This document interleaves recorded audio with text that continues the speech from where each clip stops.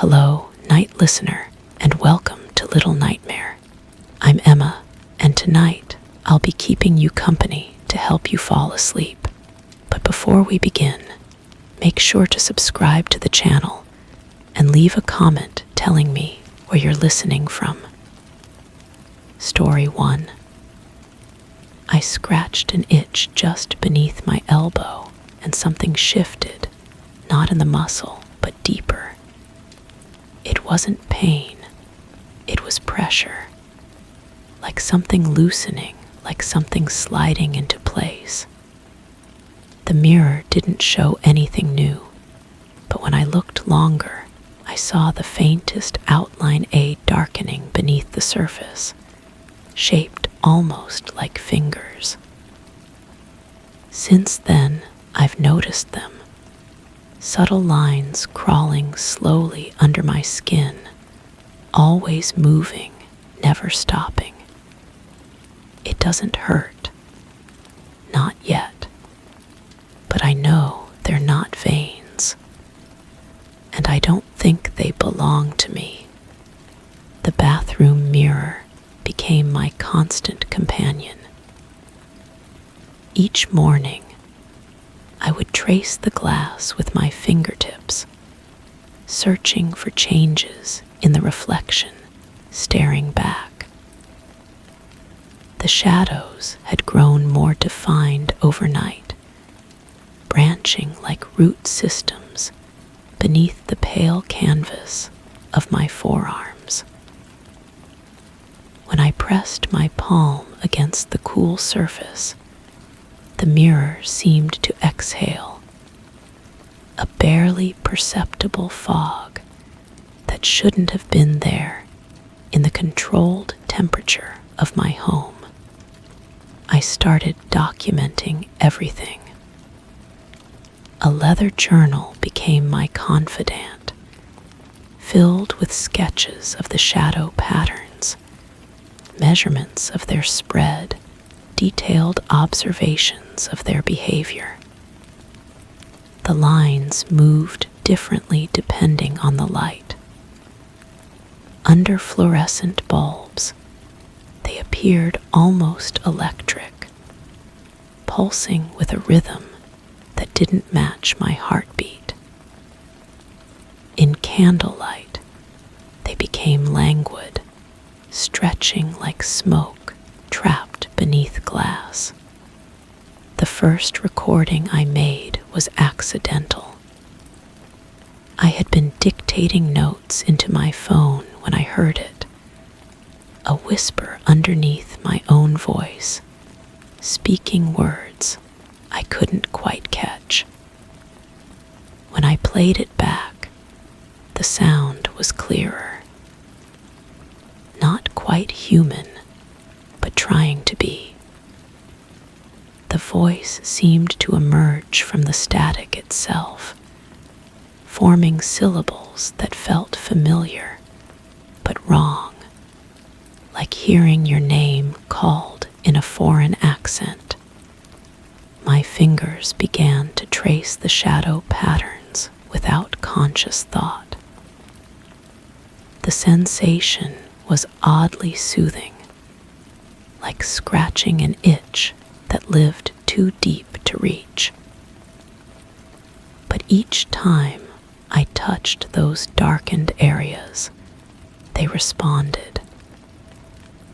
The shadows would gather beneath my fingertips, pooling like ink drops in water, then dispersing again when I pulled away. Sleep became elusive. The shadows were most active in darkness, and I could feel them shifting, exploring, mapping the territory of my body with methodical precision. I would lie perfectly still, trying to catch them in the act of movement, but they seemed to sense my attention and would freeze until I gave up watching. The mirror in my bedroom started reflecting things that weren't there. just small discrepancies that made me question my sanity. My reflection would blink a fraction of a second after I did. The shadows under my skin appeared darker in the mirror than when I looked down at my actual arms. Sometimes, when I turned away quickly, I could swear I saw my reflection continue moving, its mouth opening as if to speak. I visited the local library, seeking answers in medical texts and obscure reference books. The librarian, an elderly woman with knowing eyes, watched me pull volume after volume from the shelves. She never asked questions, but I noticed she always seemed to anticipate which sections I would visit next. Having the lights already on, the chairs positioned just so, the books offered no explanations. Dermatology texts showed nothing resembling my condition. Psychology journals described similar symptoms only in relation to delusional parasitosis. The false belief that something is crawling under your skin.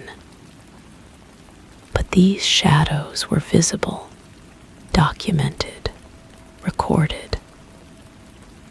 They left faint impressions on paper when I pressed my arm against it.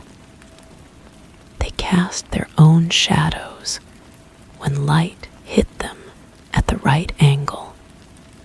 My phone began behaving strangely. Apps would open without my touch, always the camera, always pointed at my arms.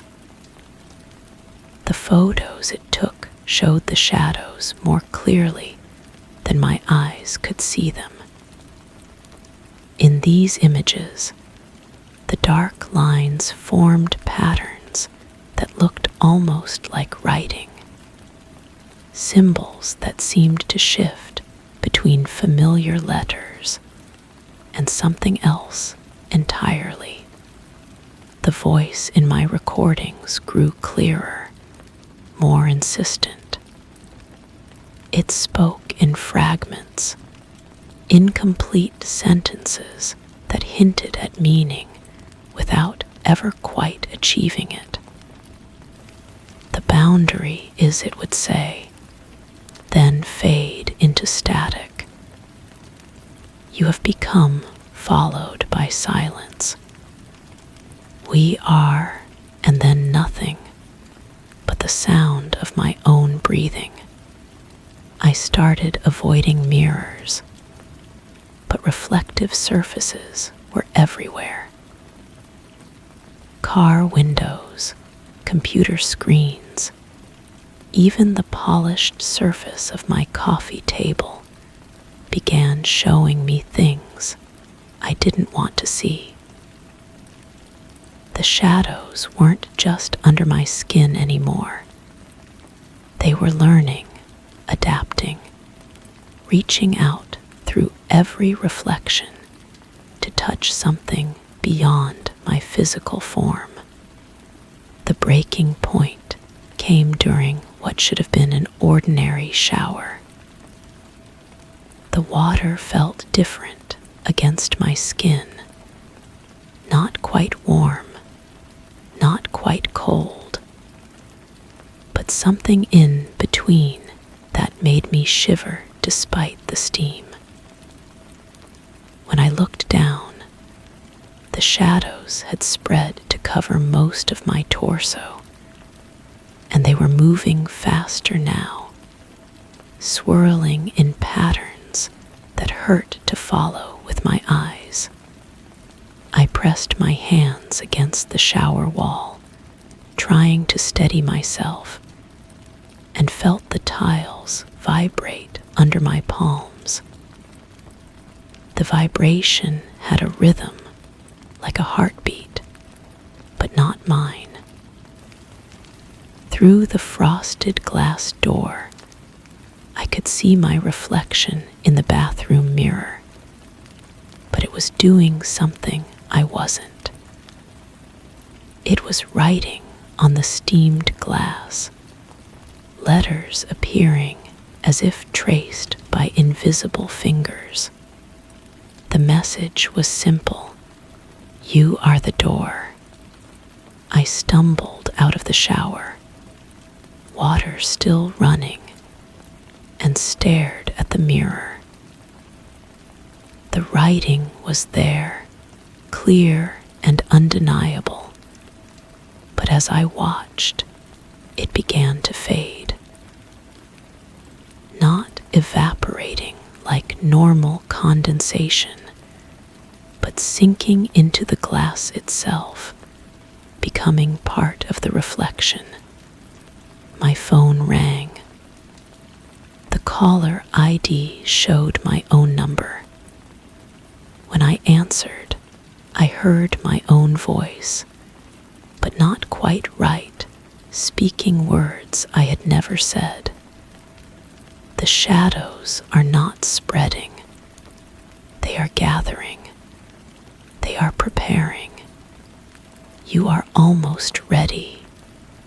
I threw the phone against the wall, watching it shatter.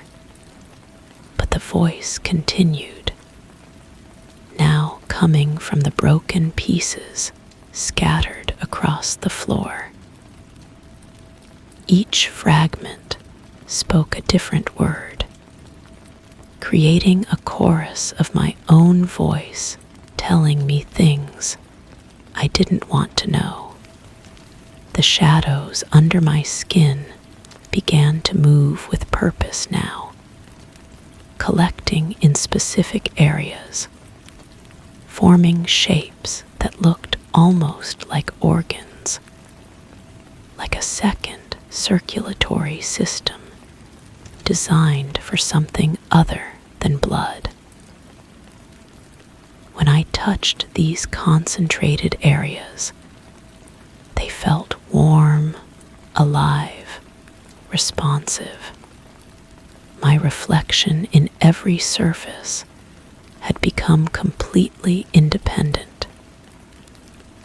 It moved when I was still, gestured when my hands were at my sides, smiled when I was terrified. Sometimes I would catch it watching me, its head turned at an impossible angle, its eyes focused on something behind me that I couldn't see. I tried to leave my home, but the shadows had spread to the windows, the doors, any surface that could hold a reflection. They formed barriers of darkness that my reflection could pass through, but my physical body could not. I was trapped, not by walls, but by the growing network of shadows that had claimed every reflective surface as their territory. The journal I had been keeping began writing itself. My handwriting, but not my words, filling page after page with observations I had never made, descriptions of sensations I had never experienced. The ink appeared to seep from the shadows under my skin, flowing through my fingers without my conscious control. Now I understand. The shadows aren't invading, they're emerging. They've always been there, waiting for the right moment, the right vulnerability, the right person to to serve as their gateway. I am not being possessed or infected. I am being prepared. The mirror shows me what I am becoming. The shadows have mapped every inch of my body, creating a perfect template, a doorway shaped exactly like me. Soon, they will be ready to use it. I can feel them gathering strength, drawing power from every reflection, every surface that has ever held my image. The boundary between what is inside and what is outside is dissolving, and I am the point where two worlds meet. The shadows under my skin are not spreading anymore. They are complete. They are ready. And so am I, whether I want to be or not. The door is about to open. Story 2. There are moments I stare at something, anything, and realize I'm not the one focusing. It's a strange tug, a pull from inside my head, like a second awareness sitting just behind my vision. Sometimes I see things move before they actually do. Sometimes I blink and feel like something else is watching while I'm gone. I tried describing it as paranoia, but it isn't fear. It's presence. A presence that studies the world through my eyes, but thinks in silence. I don't know if it's asleep or just waiting to take its turn. The morning I first noticed my reflection hesitating, the bathroom mirror felt warmer than usual. Steam from the shower had cleared, but my fingers left prints on the glass that stayed longer than they should have. I wiped them away, but the marks reappeared in the same pattern. 5 fingertips pressed from the other side. I started keeping a journal after that, documenting the small distortions. The way shadows fell at angles that defied the light source. How my coffee mug would be slightly warmer when I returned to it, as if someone had been holding it while I was away. I wrote everything down in careful detail, timestamps and observations, trying to build a logical framework around the impossible. The smell came next, vanilla and copper, always strongest near reflective surfaces. It would drift through rooms with no windows open, no candles burning, no explanation except the faint sweetness that clung to my clothes afterward. I started avoiding mirrors, but reflections are everywhere. Store windows, phone screens, the back of spoons. Each surface held that same delayed response, that fractional pause before my image caught up with my movement. I installed a voice recorder app, leaving it running while I worked. The playback revealed whispers beneath my own voice, words that sounded like my inflection, but weren't my thoughts. They spoke about observations I hadn't made, noticed details I'd missed. A crack in the wall that had appeared overnight. The way the plant in the corner leaned toward me when I wasn't looking. Changes in my apartment that I couldn't remember making. The recordings got longer each day. My voice would continue speaking during gaps in my memory, discussing plans I hadn't formed, making decisions I wouldn't remember until I found their consequences. Books moved to different shelves. Furniture shifted inches to the left. My handwriting appeared in the margins of papers I'd never touched, notes that analyzed my own behavior with clinical detachment. I tried staying awake for longer periods, fighting the micro-sleeps that seemed to punctuate my days. But consciousness itself felt unreliable. I'd be reading a book and suddenly realize I was 3 pages further than I remembered, with no memory of turning them. I'd start walking to the kitchen and find myself in the bedroom holding objects I didn't remember picking up. The mirror in the hallway became my testing ground. I'd stand before it, watching for the delay, timing the gap between my movement and my reflection's response. The pause grew longer each day.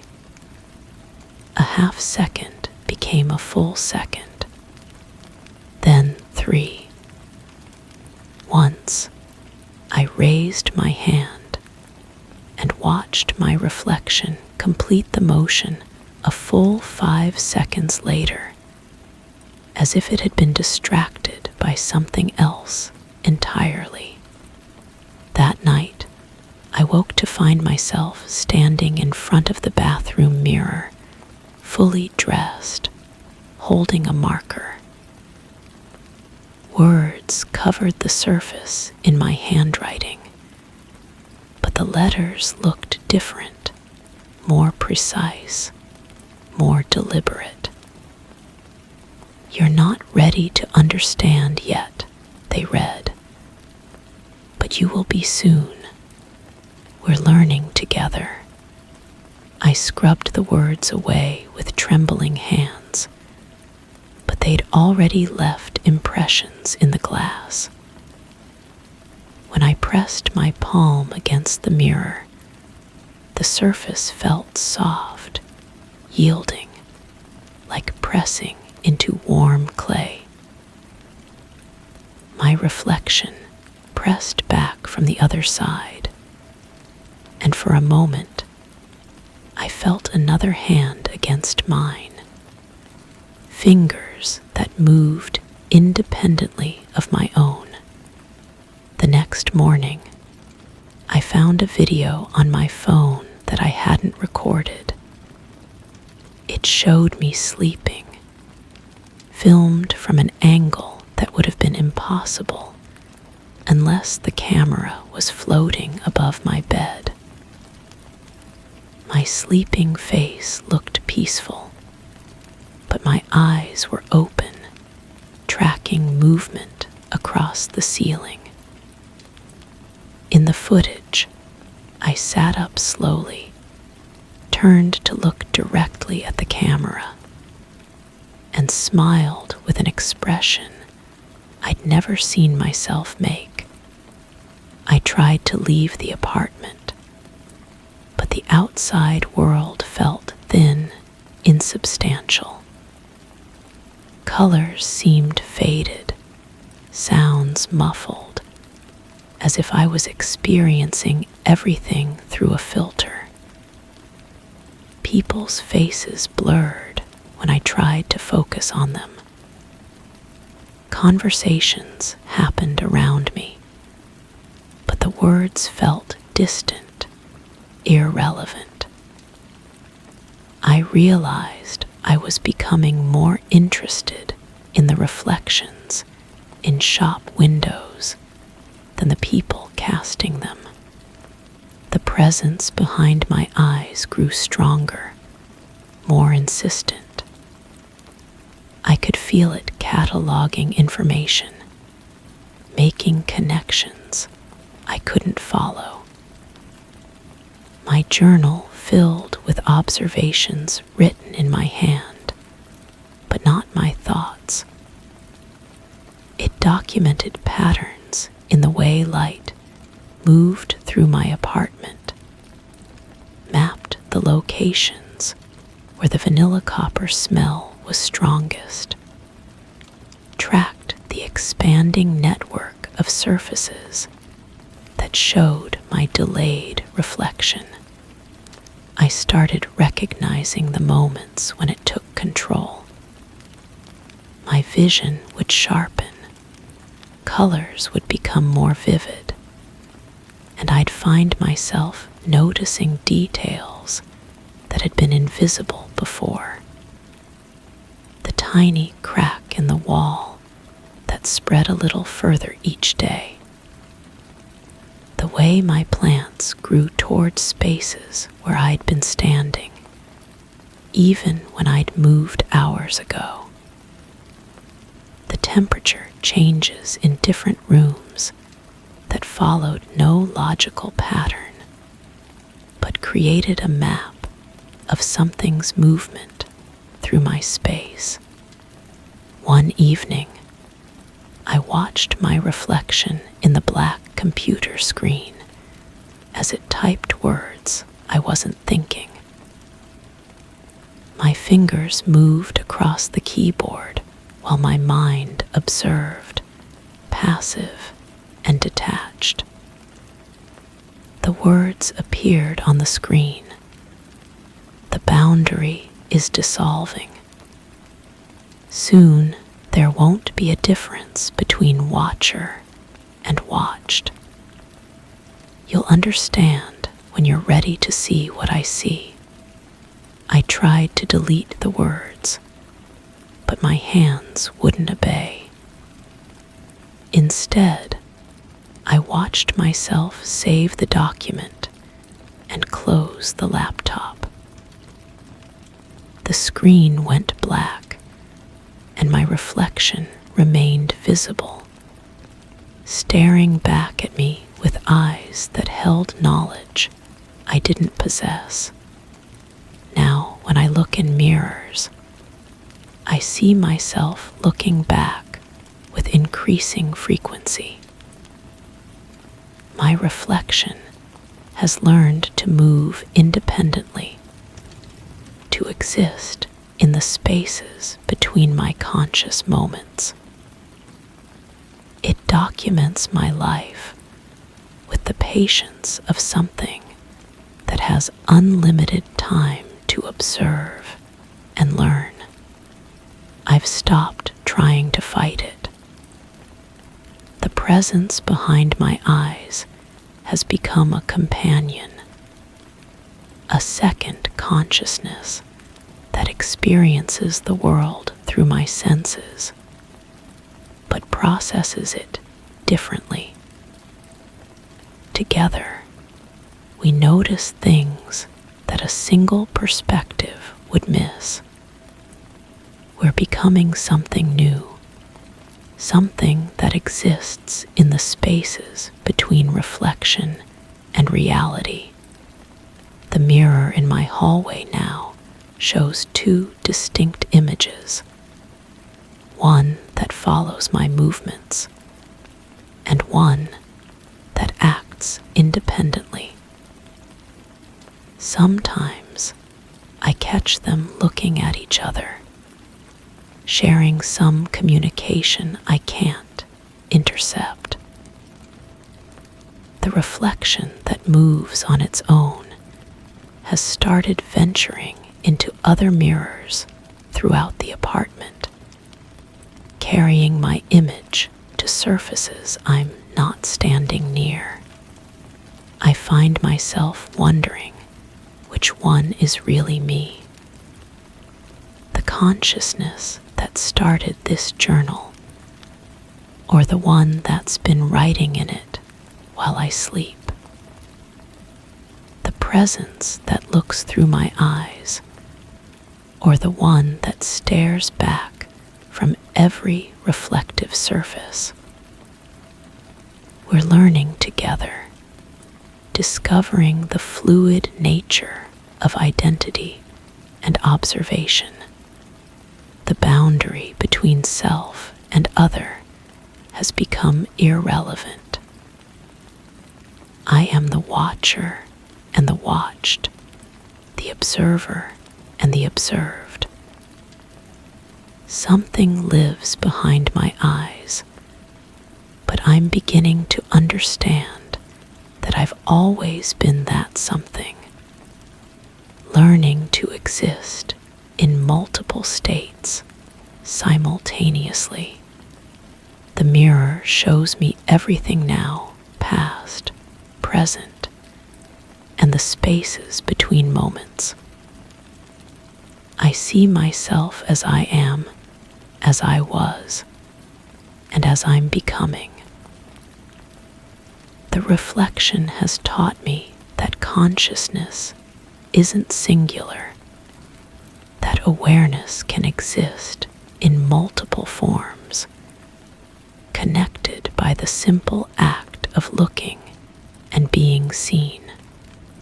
I no longer know which side of the mirror is real, and I'm discovering that the question itself is meaningless. We are both real, both reflections of something larger than individual identity. The presence behind my eyes has become my eyes, and I have become the presence. The vanilla copper smell has faded, replaced by something cleaner, more electric. The sensation of being observed has evolved into the recognition of being the observer. I am watching myself write these words, and I am being watched as I write them. The feedback loop has closed, and I exist in the eternal moment of observation, observing itself. Tomorrow, I'll look in the mirror and see myself looking back, and I'll know that both images are equally real, equally me. The boundary has dissolved completely. Something lives behind my eyes, but I am that something, and it is me. And we are learning to exist in the spaces between reflection and reality, between watcher and watched, between what is and what appears to be. Story 3. If I sit quietly long enough, the walls begin to move, not visibly, but subtly, like lungs under strain. The air thickens. The pressure builds and retreats, like something living is adjusting its posture around me. I once leaned against the doorway for too long and felt it exhale against my back, hot and slow. The vents were closed, the windows sealed. I'm convinced the house doesn't need light or warmth or sound. It just needs attention. And when I give it that, it answers. The first time I noticed, it was during a particularly quiet afternoon.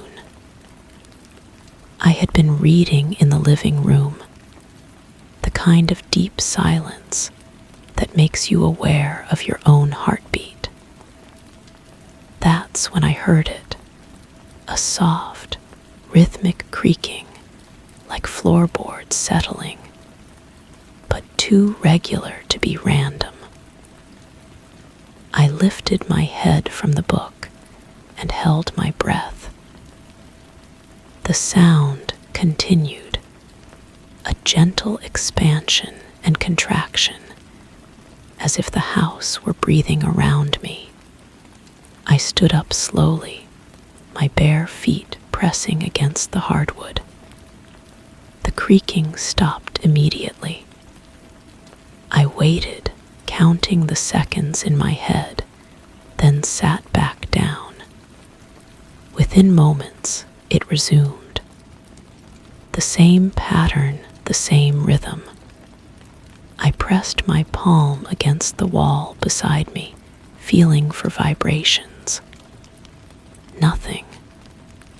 But as I sat there, hand flat against the paint, I swear I felt the slightest tremor, like a pulse beneath my fingertips. That evening, I decided to test it. I positioned myself in different rooms, always sitting perfectly still, always listening. The kitchen, nothing. The bedroom, silence. But in the living room, that same gentle breathing returned.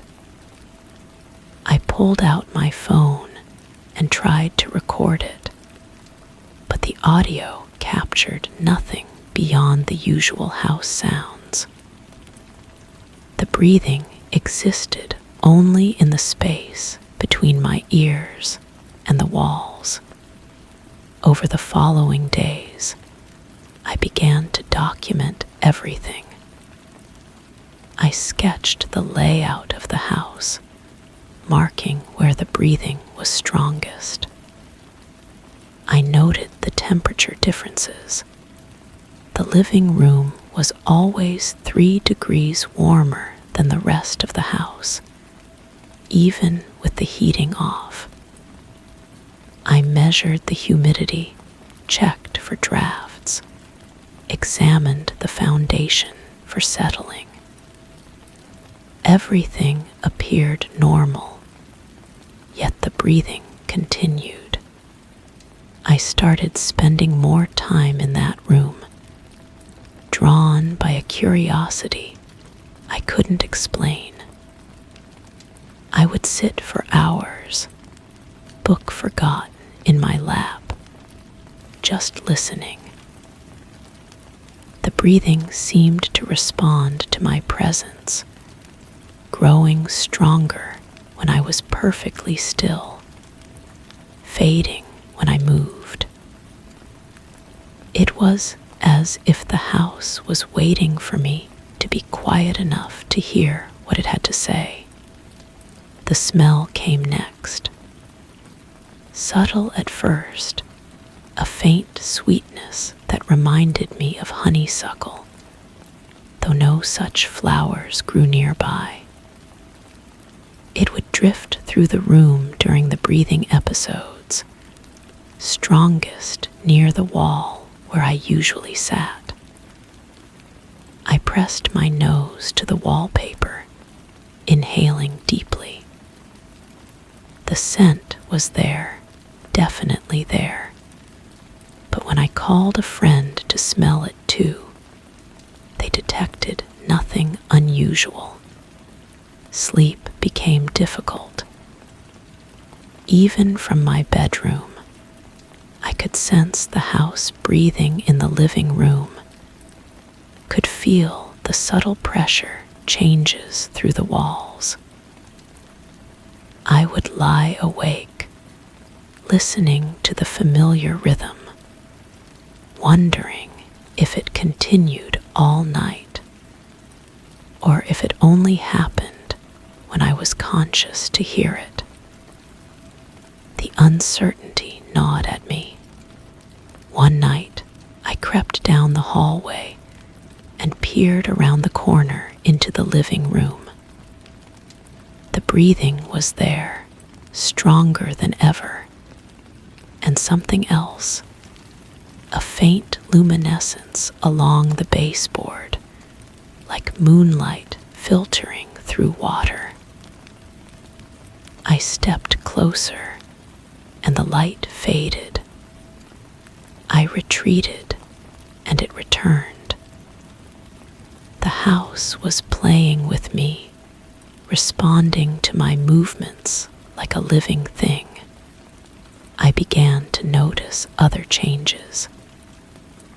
The mirrors in the living room showed my reflection just slightly off, as if I were looking at myself from a different angle than where I stood. The books on the shelf would be arranged differently each morning, not dramatically, but subtly.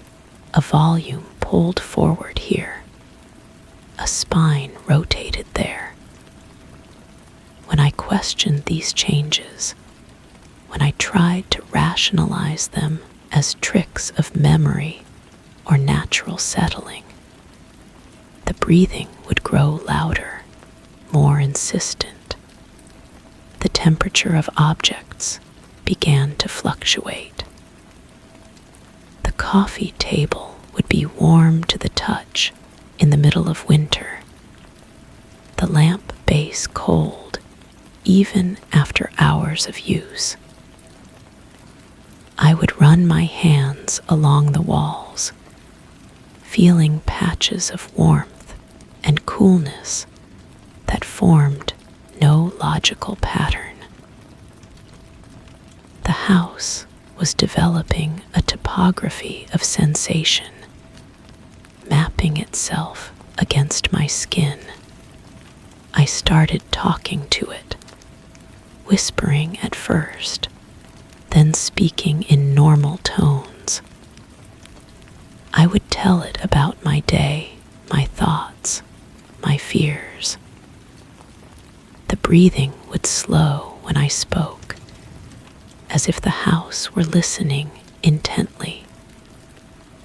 Sometimes, I swear I heard echoes of my own voice coming from the walls, distorted but unmistakable, as if my words were being absorbed and reflected back. The breaking point came during what should have been an ordinary evening. I was sitting in my usual spot, feeling the familiar rhythm of the house's breathing, when the pattern changed. Instead of the steady, gentle expansion and contraction, the breathing became rapid, almost panicked. The walls seemed to shudder, and the sweet smell intensified until it was almost overwhelming. I stood up quickly, alarmed, and the breathing stopped entirely. The sudden silence was deafening. I waited, but it didn't resume. I sat back down, and still nothing. For the first time in weeks, the house was truly quiet. I should have felt relief, but instead, I felt abandoned. The house had stopped talking to me, stopped acknowledging my presence. I pressed both hands against the wall, willing it to respond. Nothing. I whispered to it, pleaded with it, but the silence stretched on. In desperation, I began to push against the wall, harder and harder, until the wallpaper began to tear under my fingernails. That's when I felt it, a sudden, violent tremor that ran through the entire structure. The house shuddered once, twice, and then began to breathe again. But this time, It was different, labored, painful, as if something inside had been damaged. The sweet smell was gone, replaced by something metallic and sharp. The warmth I had grown accustomed to turned cold, and the gentle luminescence was replaced by shadows that seemed to move independently of any light source. I realized then that my need to understand, to document, to prove the house's strange vitality had hurt it somehow. My probing and testing had crossed a line, and now the breathing was wrong, wounded. The house still responded to my presence, but it was no longer the gentle, curious interaction it had been. It was something else entirely, something that felt like resentment. Now, when I sit in the living room, the breathing continues, but it's accompanied by other sounds, soft scraping, like fingernails on wood, and a low humming that seems to come from the walls themselves. The mirrors no longer show my reflection slightly off. They show me from angles that should be impossible, as if the house is watching me from positions that don't exist. I've tried to leave, to spend time in other rooms, but the breathing follows me now. It's weaker in the kitchen, the bedroom, the bathroom, but it's there. The house has learned to breathe throughout its entire structure, and it's breathing around me wherever I go. I'm not sure if I've awakened something that was always there, or if I've created something new through my attention and need. The worst part is that I can't stop listening. Even when I try to ignore it, to convince myself it's just the house settling, just my imagination, I find myself holding my breath to hear it better. The house has trained me as much as I've trained it. We've become dependent on each other in a way that feels too intimate, too necessary to break. Sometimes, in the quietest moments, I wonder if the breathing I hear is actually my own, amplified and reflected by walls that have learned to mimic the rhythms of the living. But then, I feel that familiar warmth against my back, that gentle pressure that rises and falls with mechanical precision. And I know that whatever is happening here is bigger than my own body, my own breath. The house breathes when I'm still, and I'm still more often now than I ever was before. We found our rhythm together, this structure and I, and I'm no longer sure which one of us is keeping the other alive. Story 4. I noticed it in the closet first. A faint trace of something metallic, damp, and strangely warm. It wasn't mildew. It wasn't blood, but it lingered, weaving into my clothes, my pillow, even my breath. I asked others if they could smell it, but they only shook their heads.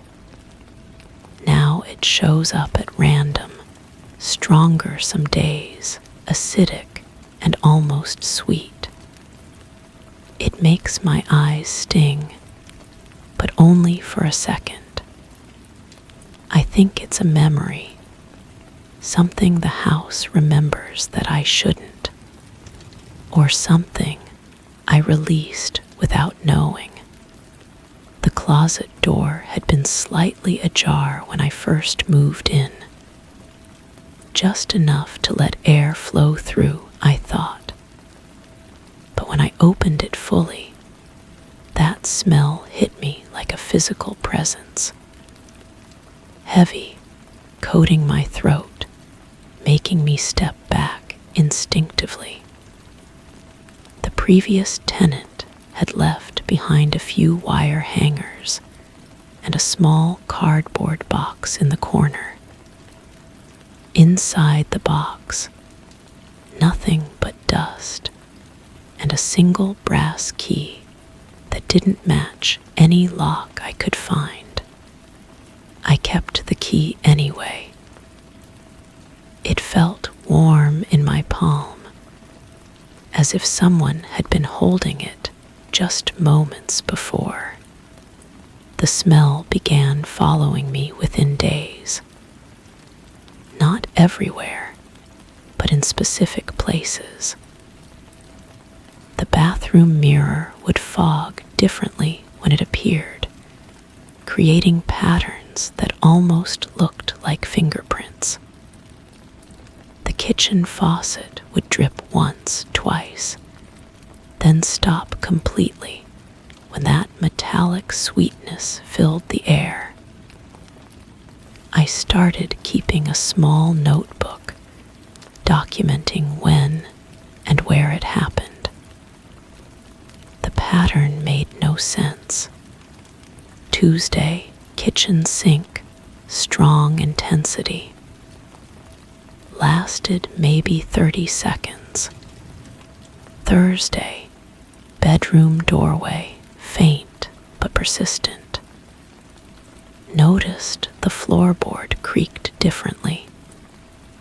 Saturday, living room near the window.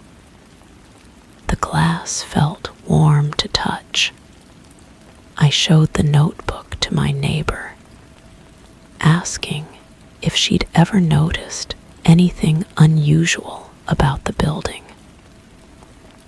She read through my entries with a polite smile, then suggested I check the ventilation system. When I mentioned the smell specifically, she inhaled deeply, shook her head, and said the air seemed perfectly normal to her. That night, I heard something new.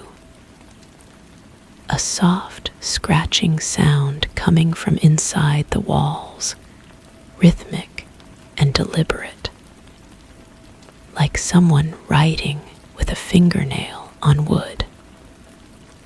I pressed my ear against the bedroom wall, following the sound as it moved from room to room. The scratching always stopped just before I reached its source, but the metallic smell grew stronger with each step.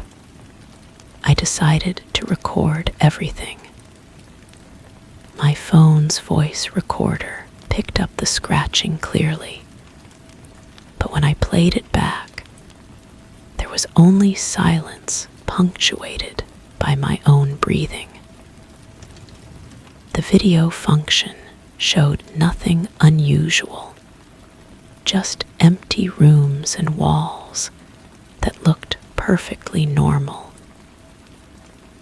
Yet, standing in those same spots, I could feel a presence so tangible it made my skin crawl.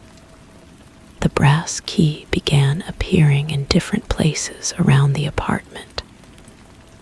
I'd leave it on the kitchen counter, find it on my bedside table, place it in a drawer, discover it sitting on the bathroom sink.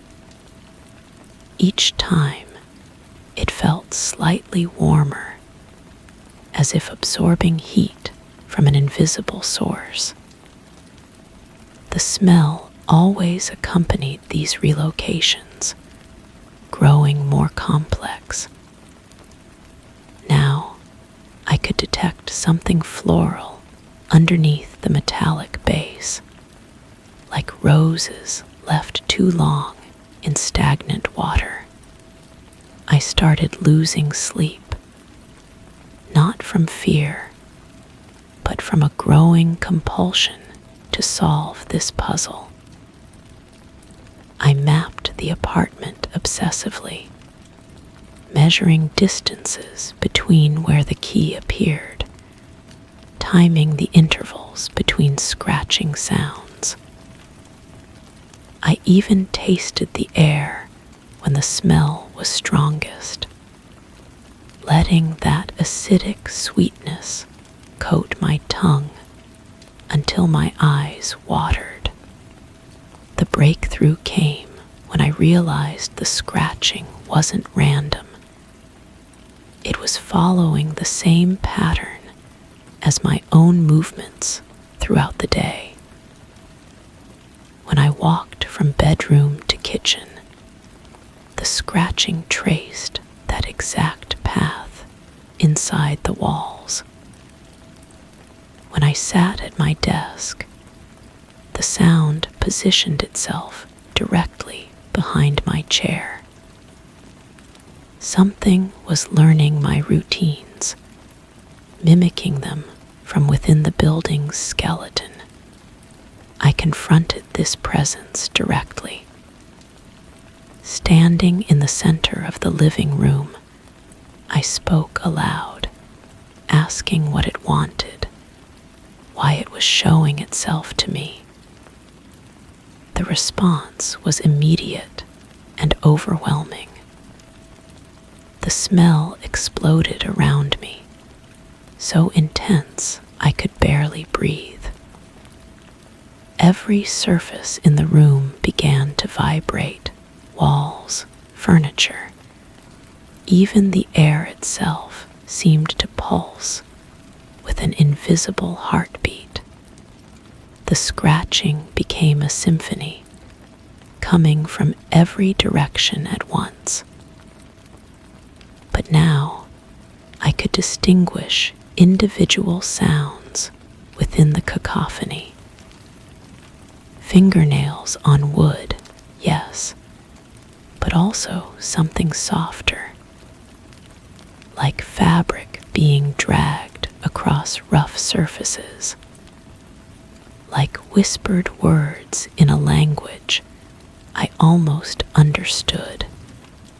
I reached for the brass key, now burning hot in my palm, and pressed it against the wall where the scratching was loudest. The moment metal touched plaster, everything stopped. Complete silence, complete stillness. Even the smell vanished, leaving behind air so clean it felt unnatural. But the key had left an impression in the wall. Not a scratch or a dent, but a perfect keyhole that hadn't existed seconds before. The brass key fit perfectly, turning with a soft click that seemed to echo through the entire building's foundation. What opened wasn't a door, but a crack in reality itself. Through that impossible gap, I glimpsed something that made my mind recoil. Not darkness, but a space that existed alongside my apartment, occupying the same physical location, but existing in a different layer of reality. I saw myself from behind, standing exactly where I stood, but in a room that was simultaneously identical and completely wrong. The other version of me was writing in a notebook, documenting smells and sounds and patterns.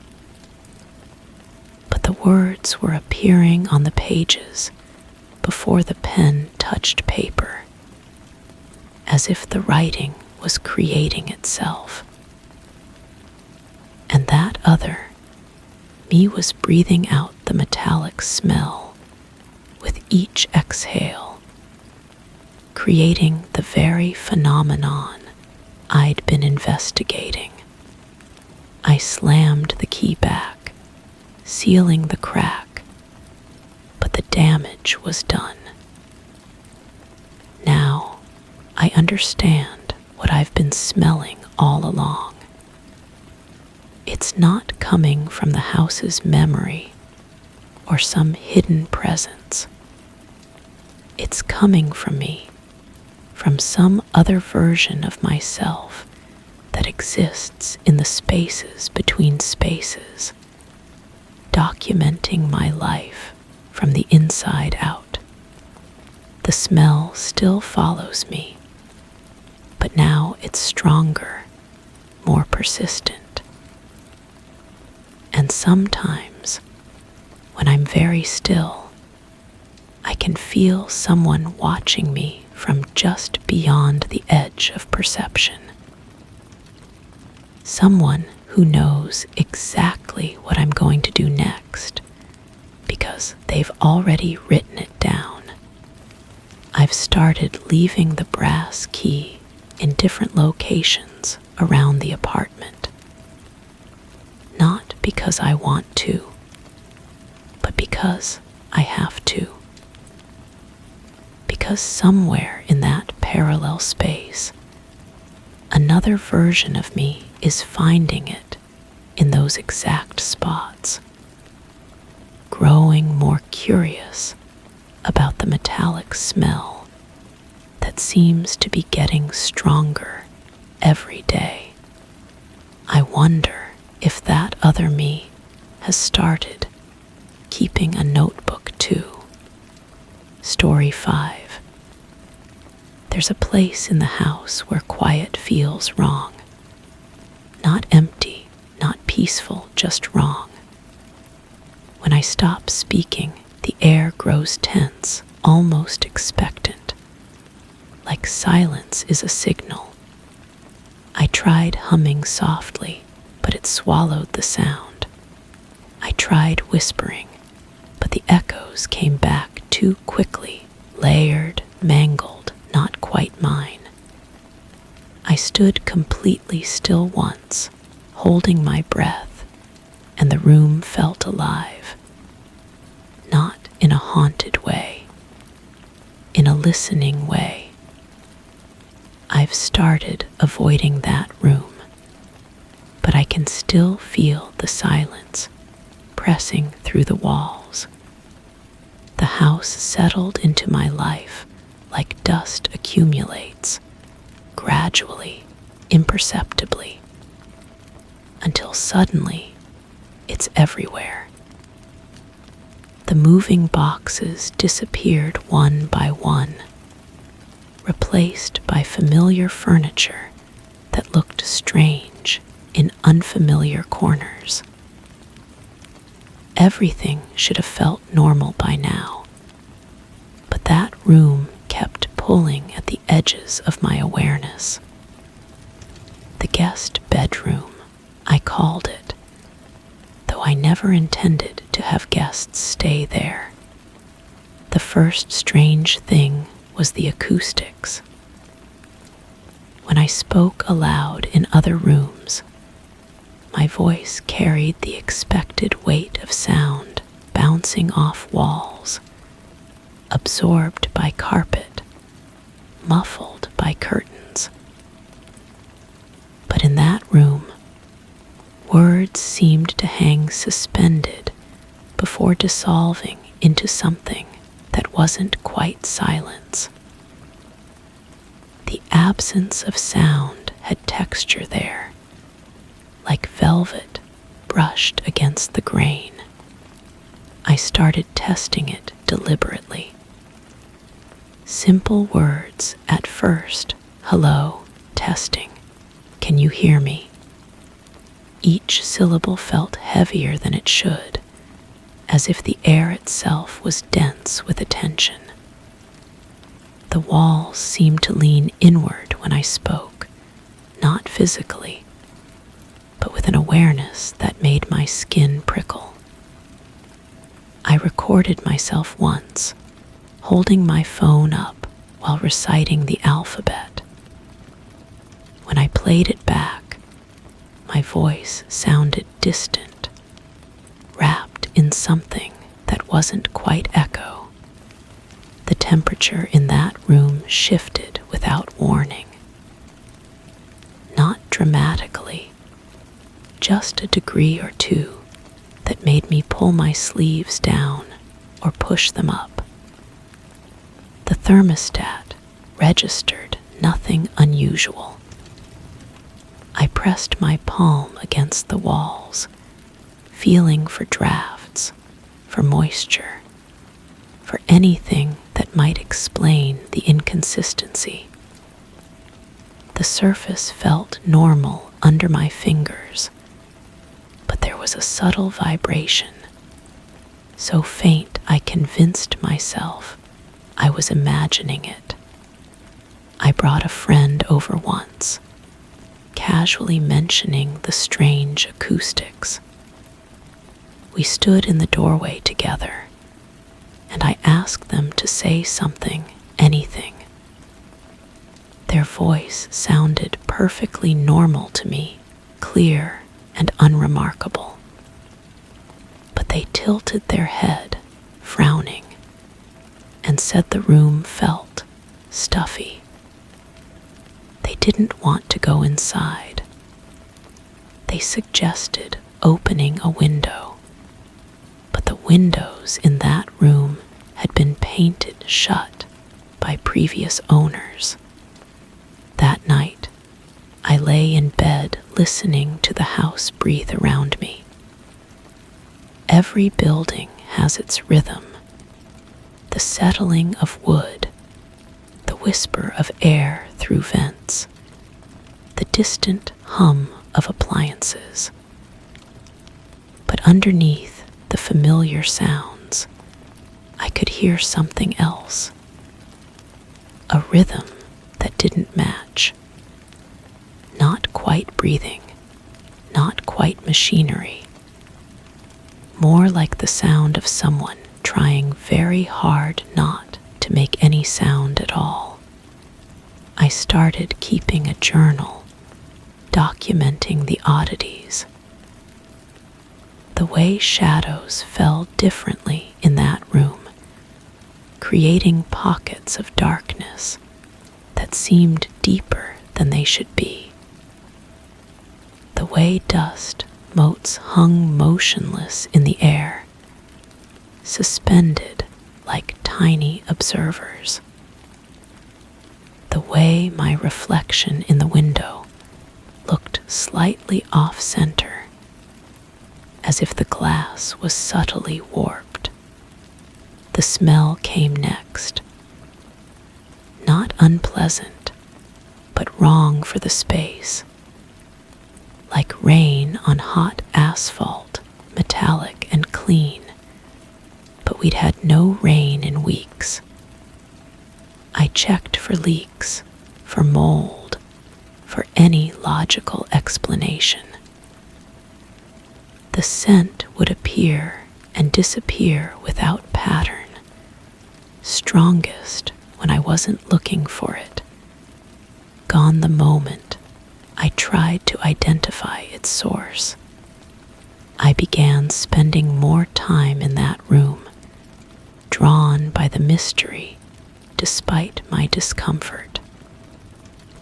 I'd sit in the center of the floor, closing my eyes and trying to understand what made the silence feel so alive. The quiet wasn't empty. It was full of something waiting, patient, observant, like sitting in a theater before the curtain rises, when the audience holds its breath in anticipation. One evening, I decided to test the boundaries. I clapped my hands once, sharply. The sound cracked through the air and then vanished completely, as if absorbed by invisible cotton. I clapped again, harder. This time, the sound seemed to split, echoing back from multiple directions before fading into something that wasn't quite silence, but wasn't quite sound either. I started humming, low and continuous.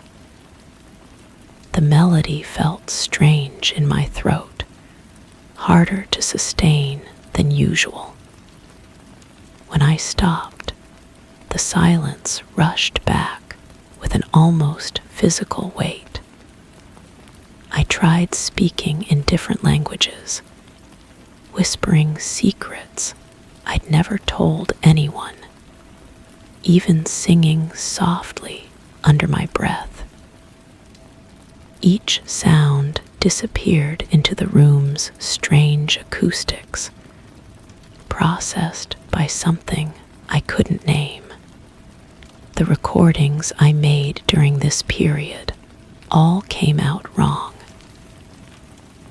Not corrupted exactly, but layered with subtle distortions that made my voice sound like it was coming from underwater. Background noise that shouldn't exist crept into the files.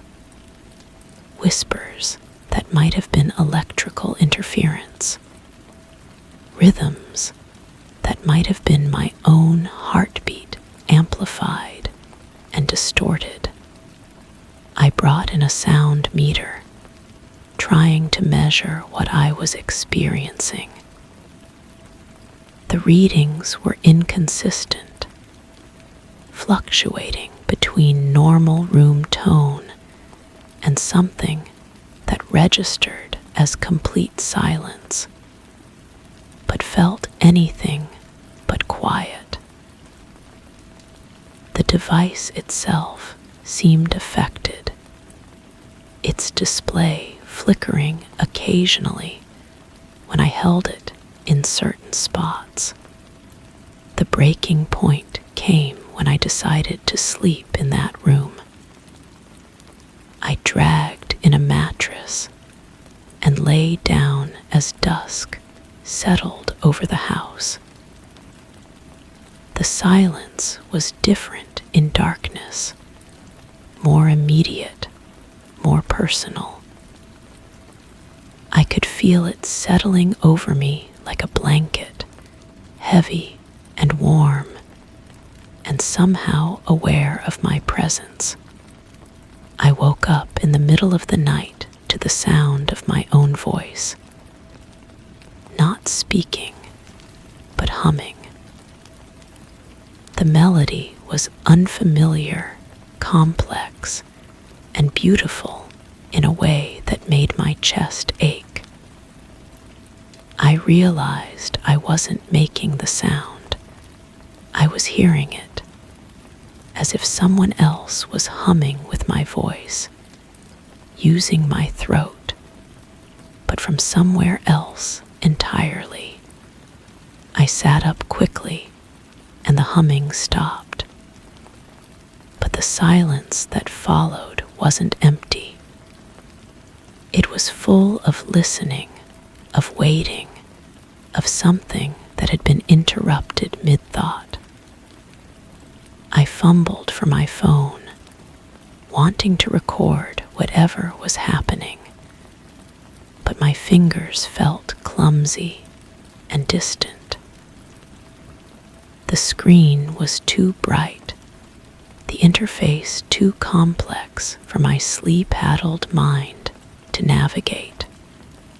I spoke into the darkness, asking questions I didn't expect to be answered.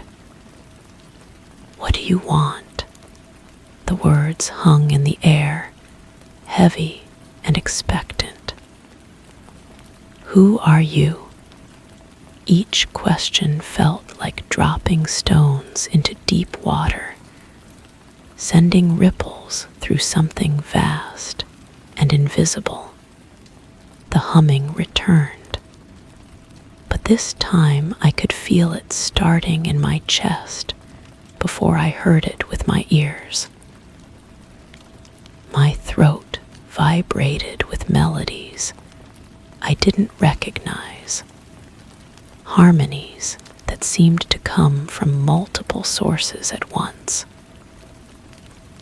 I tried to stop, tried to close my mouth, but the sound continued as if my body was merely the instrument, not the musician.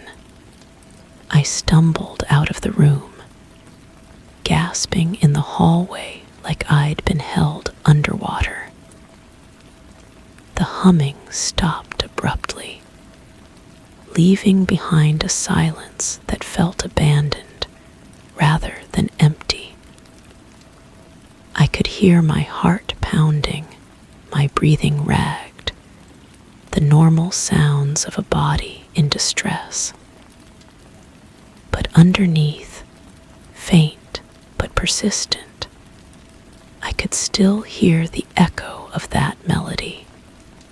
I never slept in that room again.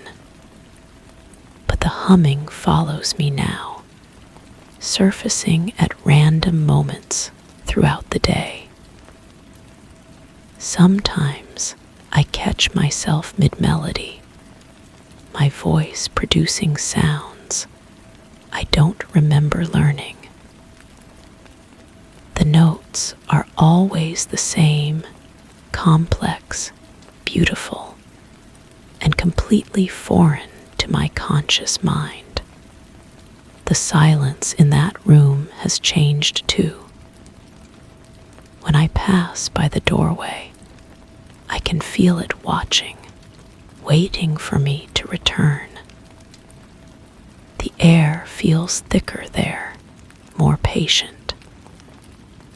Sometimes I hear whispers of that melody seeping through the walls, muffled but unmistakable. It's learned something from our encounter, become more sophisticated in its attempts to communicate. I've started researching the house's history, but the previous owners were unremarkable people living unremarkable lives. No tragedies, no mysteries, no reason for the room to feel so alive with listening. Whatever lives in that silence, it didn't come from human experience. It's something else entirely, something that has learned to speak in my voice and waits for me to learn to listen with its ears. The melody grows stronger each day. I find myself humming it in the shower, at work, while driving. Each time, the notes feel more natural, more like they belong in my throat. And each time, I worry that I'm forgetting how to make sounds that are entirely my own. The room waits for me to return. I can feel its patience pressing against the walls, seeping into the rest of the house like slow flood water. One day, I know I'll go back. Not because I want to, but because the silence has something more to teach teach me, and I'm no longer sure I have the strength to keep refusing its lessons. The humming never stops completely now. It's become the soundtrack to my life, a constant reminder that some silences are not empty, but full of voices waiting to be heard. And somewhere in that patient, listening room, something continues to practice speaking with my voice, perfecting its performance for our next encounter. Story 6. The tiles in the kitchen shift subtly when I walk over them. Not loose, not broken, just reacting. Sometimes I hear a soft creak from below, as if something stirs when I move. I thought maybe there were pipes expanding, but the noise feels organic, slow, pliable. I dropped a glass last week, and before it hit the floor, the tile beneath it flexed slightly, as if bracing for impact. Now I walk lighter, more carefully.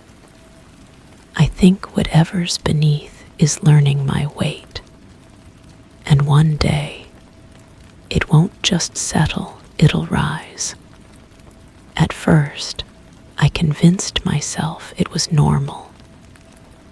Old houses settle, foundations shift. The ceramic squares that cover my kitchen floor have been there for decades, their surface worn smooth by countless footsteps. But there's something different about the way they respond to mine. When I stand still, they remain perfectly flat. When I move, they seem to breathe. I began documenting the phenomenon. Every morning, I'd place a marble on the center tile and watch it roll slightly toward whatever corner I approached. The surface wasn't warping visibly, but somehow it was tilting. The marble never lied. I started taking photographs, measuring angles with a level, recording the soft sounds that emerged whenever I shifted my weight. The recordings revealed something unsettling. Played back through headphones, the creaks weren't random. They had rhythm, a pattern that matched my heartbeat when I was standing directly above them, as if something below was synchronizing with my pulse, learning the cadence of my life. I noticed the temperature changes next. Certain tiles grew warm under my bare feet, while others remained cool. The warm ones formed a rough outline, like a body sprawled beneath the floor. Arms stretched toward the sink, legs extending toward the doorway. The head positioned directly under where I usually stood to prepare meals. The smell started on a humid evening, sweet at first, like flowers left too long in water. Then it turned thick, almost metallic. I checked the pipes, the garbage disposal, even pulled up the corner of one tile to examine the underlayment. Nothing seemed amiss, yet the scent persisted whenever I lingered in the kitchen. I began avoiding the room, eating takeout, drinking bottled water. But the sounds followed me. Through the walls, I could hear that same organic creaking, as if whatever rested beneath the tiles was stretching, expanding beyond the kitchen boundaries. The floorboards in my bedroom started responding to my footsteps with the same yielding quality. One night, I decided to confront it. I returned to the kitchen and stood in the center of the warm tile pattern. The surface immediately began to pulse beneath my feet, a slow, rhythmic movement that traveled up through my legs.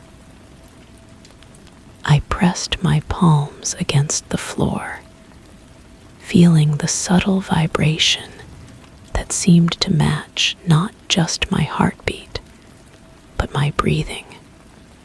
The tiles began to separate slightly at their edges, not breaking, but creating thin gaps that revealed absolute darkness below.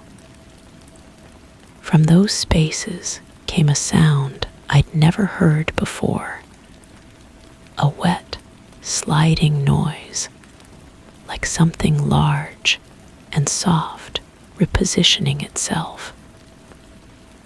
The smell intensified, now carrying hints of earth and something else. Something that had been sleeping for a very long time. I tried to run, but my feet wouldn't lift.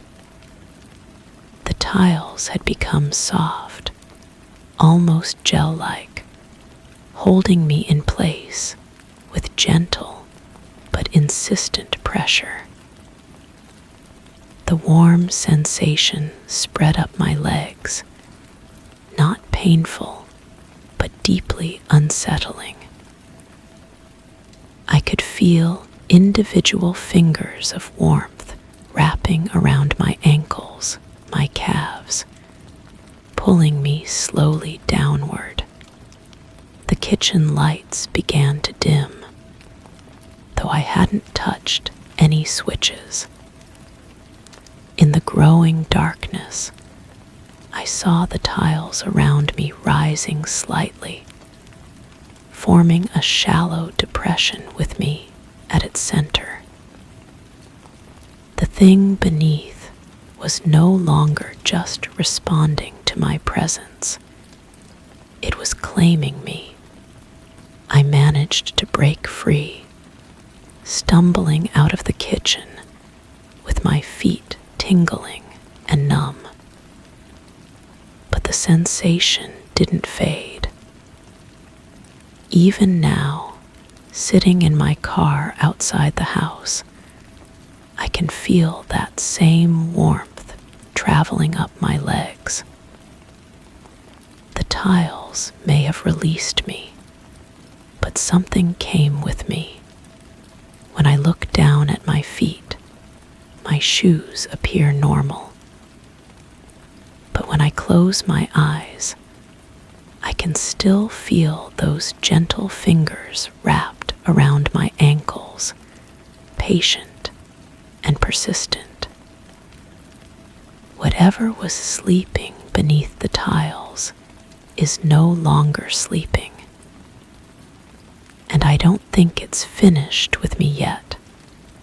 The house sits empty now, but I know the tiles continue to shift and breathe, waiting for the next person to discover their secret, waiting to teach someone else the rhythm of their pulse, waiting to share the warmth that spreads so slowly, so inevitably, until there's nowhere left to run.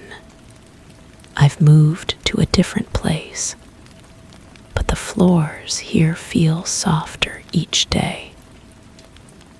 The tiles in this new kitchen have started to shift when I walk over them. Not loose, not broken, just reacting. And in the quiet hours before dawn, I can hear that familiar creaking from below, patient and knowing. It followed me home. Story 7. There's a stillness in the corners of my apartment that feels unnatural. I noticed it when I tried filming a video, and the sound cut out every time I faced a certain wall. Even my cat avoids that area, walking wide arcs around it with her ears flattened. I tried placing objects there, books, chairs, even a mirror, but they always feel damp afterward, like they've absorbed something. Now, even I avoid standing too close. There's no draft, no noise, no light difference. Just silence. Heavy, deliberate waiting. The first recording I made showed everything normal, except for that dead zone where my voice simply vanished. Not muffled or distorted, completely absent, as if the air itself refused to carry sound. I played it back multiple times, adjusting levels, checking equipment. The silence was surgical, precise. It began exactly where the corner started and ended where it stopped, like invisible boundaries had been drawn in the air. I started keeping a journal, documenting the peculiarities. The dampness wasn't moisture. Objects came away dry, but somehow changed, as if they'd been somewhere else briefly. My leather jacket, left on a chair I'd pushed too close, came back softer, more pliable, like it had been worn by someone else for years. The mirror reflected everything correctly, except for a slight delay in the corner's reflection, maybe half a second behind reality.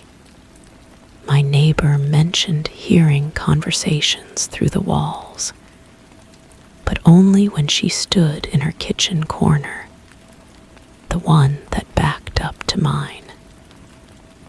She described voices that sounded like they were discussing her, quietly, analytically. When I asked what they said, she shrugged and said she could never quite make out the words, only the tone. Clinical, observational. I bought a digital recorder and left it running in the corner overnight. The playback revealed something that made my skin crawl. Breathing. Not human breathing. Too regular, too measured, like machinery designed to mimic life. It continued for hours, occasionally interrupted by what sounded like pages turning, though I'd left no books nearby. The temperature readings were normal, but my thermometer behaved strangely near the corner. The digital display flickering between numbers that didn't make sense. Negative temperatures in a heated room. Readings that suggested the presence of something much larger than the space could contain. I started feeling watched, but only when I wasn't looking directly at the corner. Peripheral vision would catch movements that weren't there when I turned my head. My cat began sleeping in the opposite corner, as far away as possible. Her eyes always trained on that wall, even while she slept. One evening, I noticed the corner was darker than usual, though all the lights were working. Not shadowy, actively dark, like it was absorbing light instead of simply lacking it. I held up my phone's flashlight, and the beam seemed to bend slightly as it approached the corner, creating a subtle distortion that hurt to look at directly. The dampness began spreading. Objects I'd never placed near the corner started feeling the same way. Clothes in my closet, books on shelves, even food in the refrigerator. Everything carried that same absorbed quality, like it had been somewhere else, touched by something else.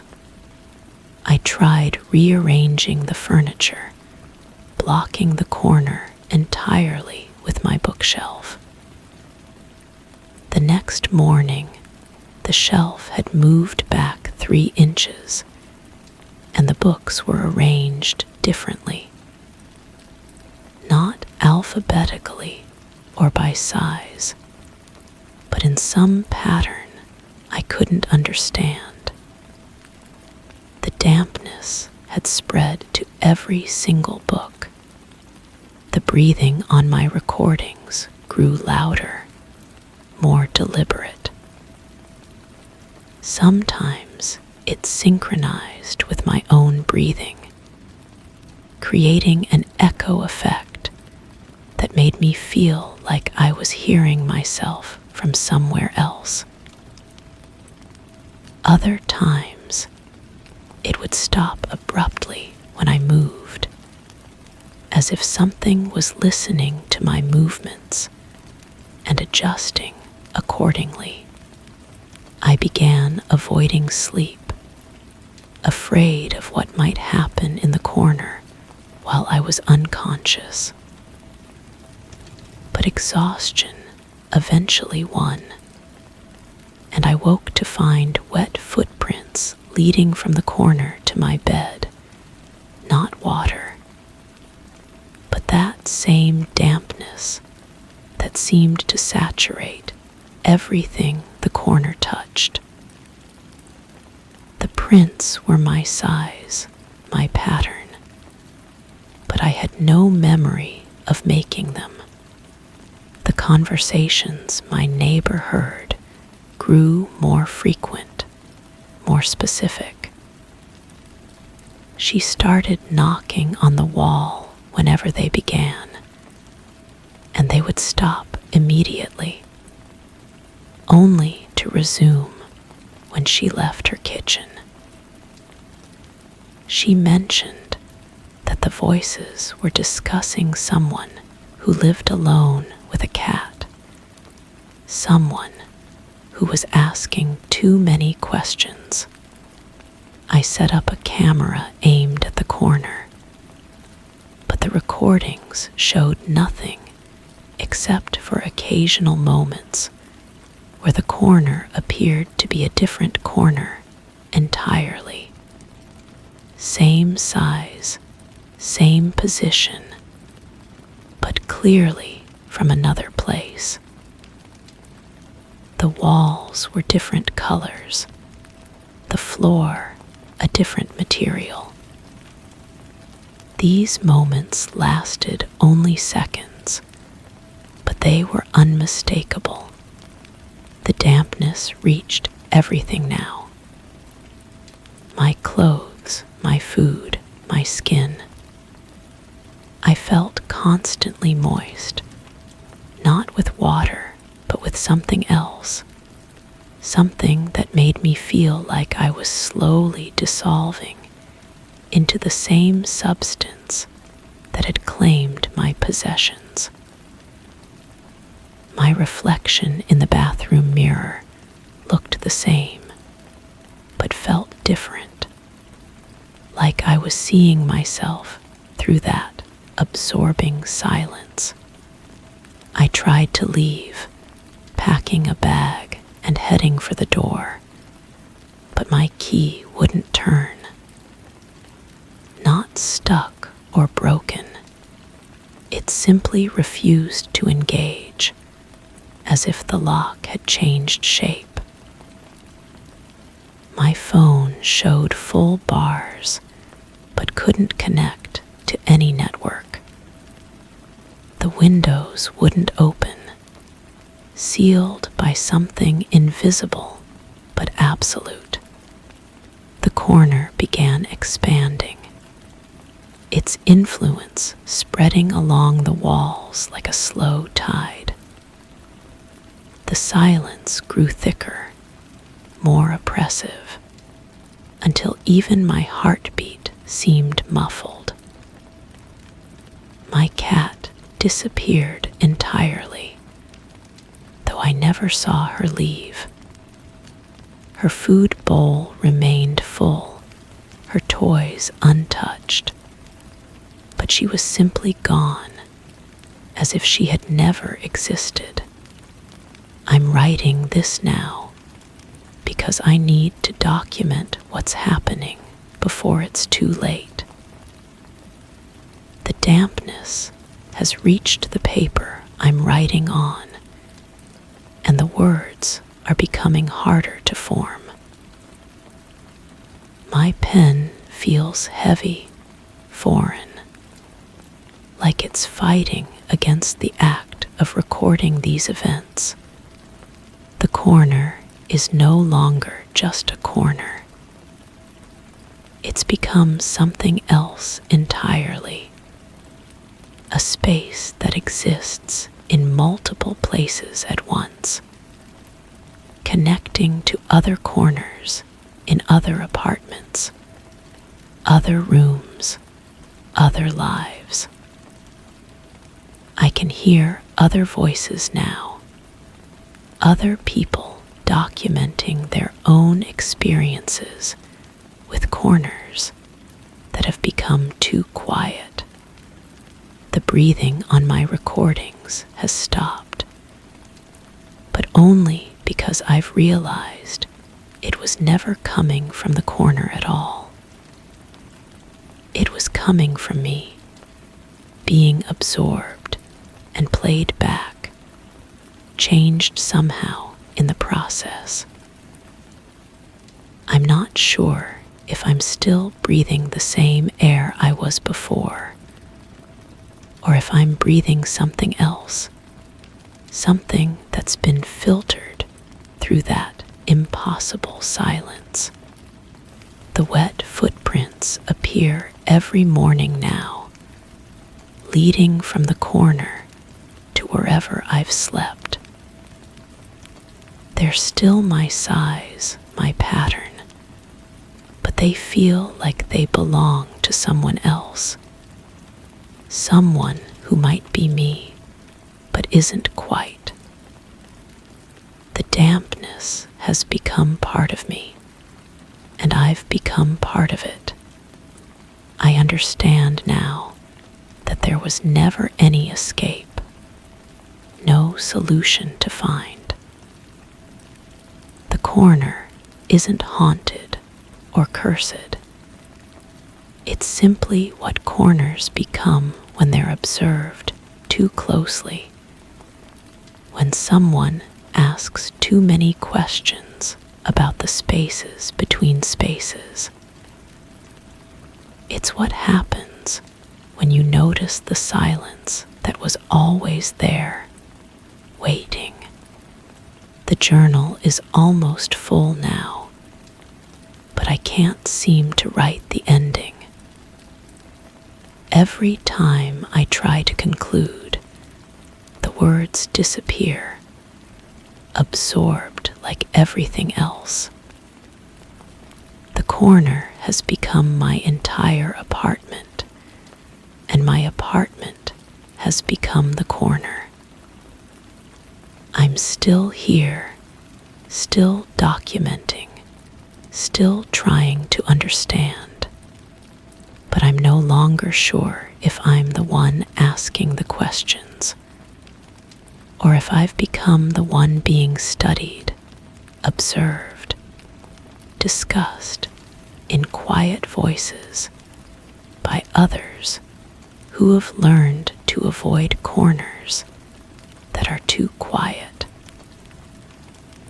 The dampness has reached my thoughts now, and they feel like they belong to someone else, someone who might be me, but isn't quite. The silence is no longer heavy or deliberate. It's simply home. Story 8. Everyone has an inner monologue, but mine changed. Gradually, then suddenly. It still sounds like me, but the thoughts it whispers aren't mine. They're smarter, crueler. They make connections I wouldn't. They finish sentences I haven't started. I tried arguing with it, but it never raises its tone.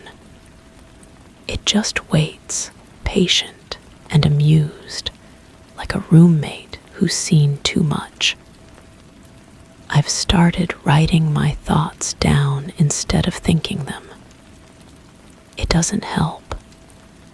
Now the voice reads them back to me before I finish writing them.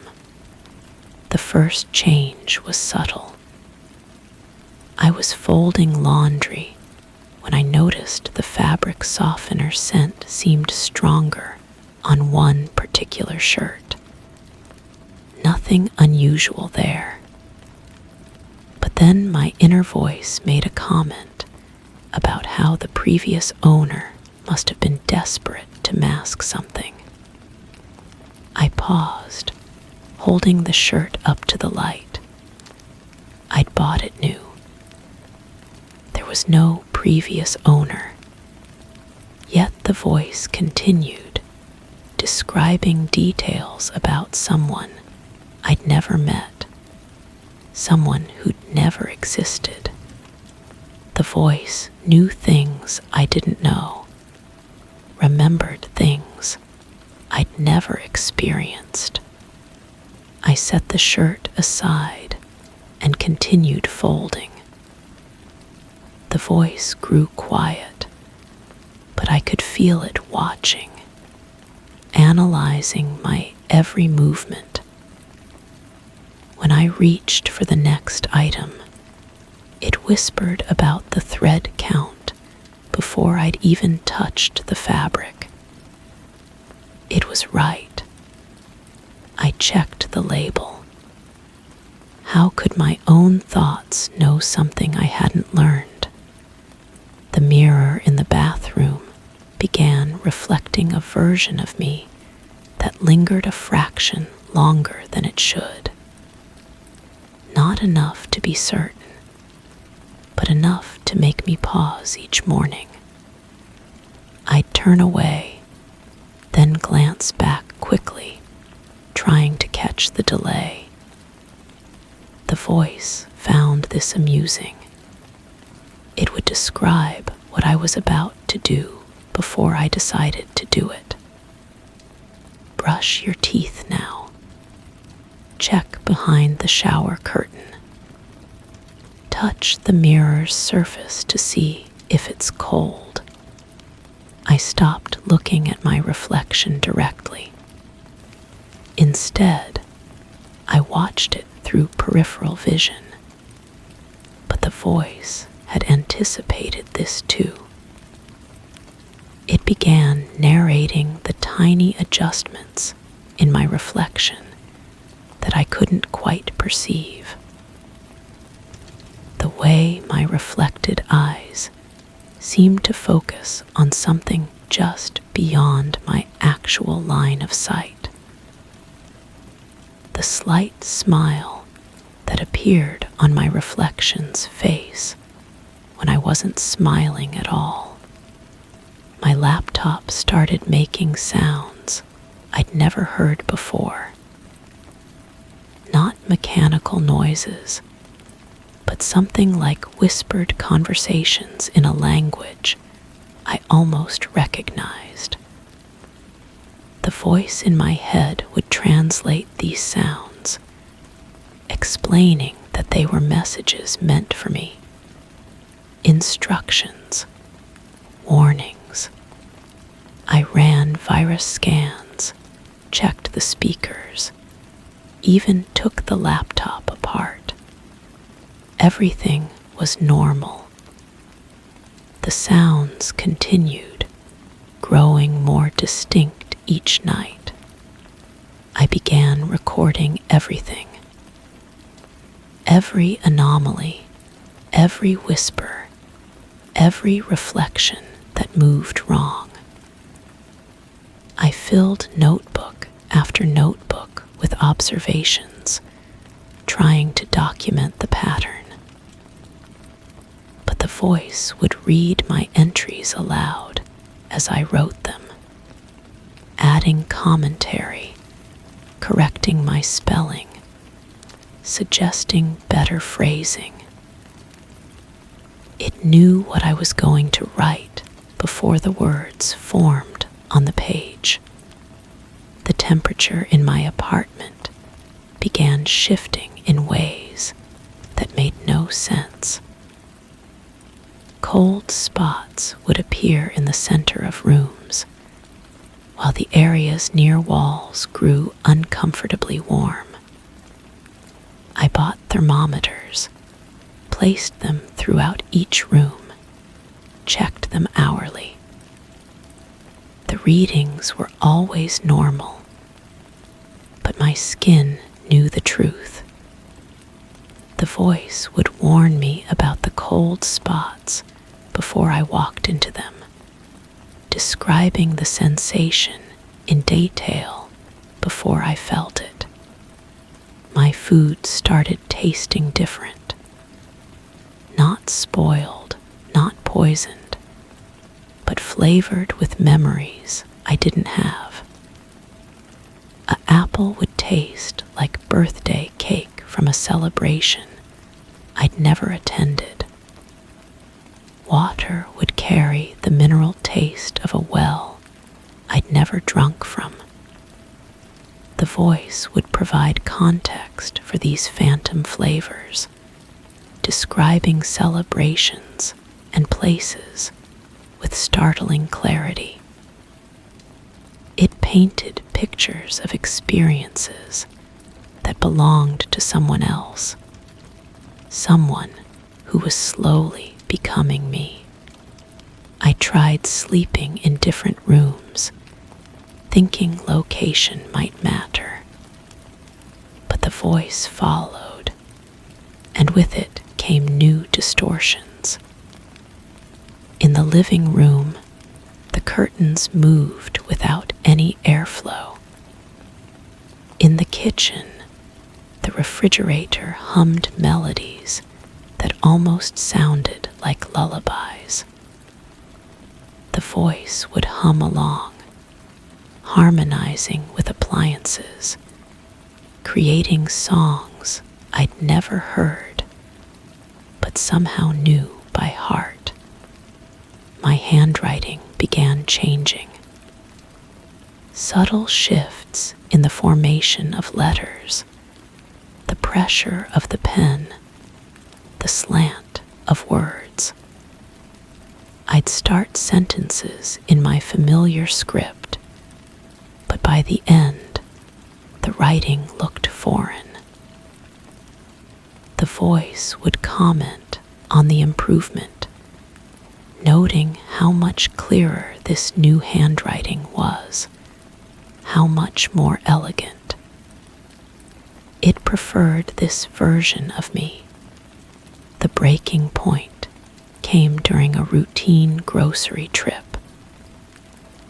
I was reading ingredient labels when the voice began describing the manufacturing process of each item in disturbing detail. Not just the general process, but the specific batch, the exact factory, the names of workers I'd never met. It knew about contamination that hadn't been reported, about shortcuts that had been taken, about decisions made in boardrooms thousands of miles away. I dropped the package and stepped back, but the voice continued its narration.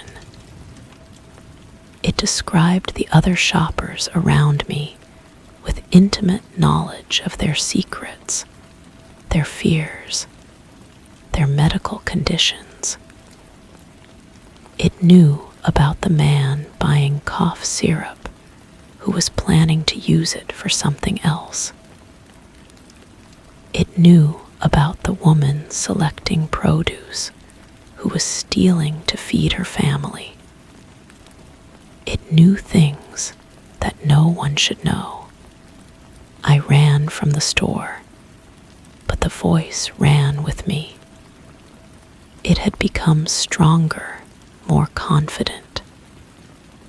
It began making decisions for me. Turn left here. Cross the street now. Don't look at that person. It guided me through a route